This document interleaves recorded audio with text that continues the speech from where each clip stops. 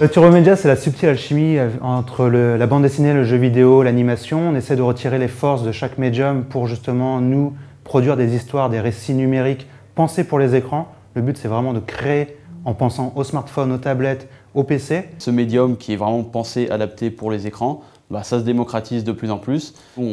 Nous, dans le cadre de cette masterclass, on était là pour présenter à la fois le Turbo Media et en donner quelques règles de grammaire qui en sont pour le moment qu'assez balbutiements. Le Turbo Media, au niveau des compétences requises pour en tout cas pratiquer cet art quand même, qui est nouveau, qui est neuf, l'idéal déjà, c'est d'avoir des gens vraiment intéressés par l'expérimentation. Si déjà on a cette culture de l'expérimentation, c'est déjà plus ou moins gagné. Après, si on a une culture hybride, c'est-à-dire je joue aux jeux vidéo, je regarde des séries télé, j'ai de la bande dessinée, du manga, du comics, si j'ai une culture hybride, je rentre plus facilement dans l'état d'esprit de création pour un nouveau support, pour un support dédié aux écrans. Le Turbo Media, c'est quand même un médium qui est quand même assez simple à aborder parce que c'est du diaporama, sauf que tu y crées une histoire justement. Et donc du coup, les outils techniques vont permettre, par exemple, de faire des zooms, des punch-shots, ce genre des petits effets qui servent ton histoire. Voilà.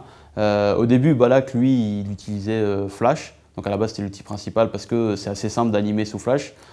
Et aujourd'hui, avec le HTML5 et tout ça, c'est plus facile de faire des effets sans avoir forcément la connaissance des logiciels Adobe, tout ça, quoi. Je trouve que c'est une méthode, maintenant une manière de capter beaucoup plus vite le lecteur, de ne pas le laisser à côté. C'est vrai que ce que j'aime bien avec le Turbo Media, c'est que voilà, on passe quand on veut, on peut revenir en arrière si on a besoin. Et voilà, c'est ce côté dynamique que j'aime bien et la manière aussi de gérer la page dans le Turbo Media. C'est super intéressant parce que c'est quelque chose de neuf où même nous, jeunes qui ne sommes même pas encore rentrés dans le secteur, on se dit qu'on peut encore faire évoluer les choses et ça c'est super intéressant.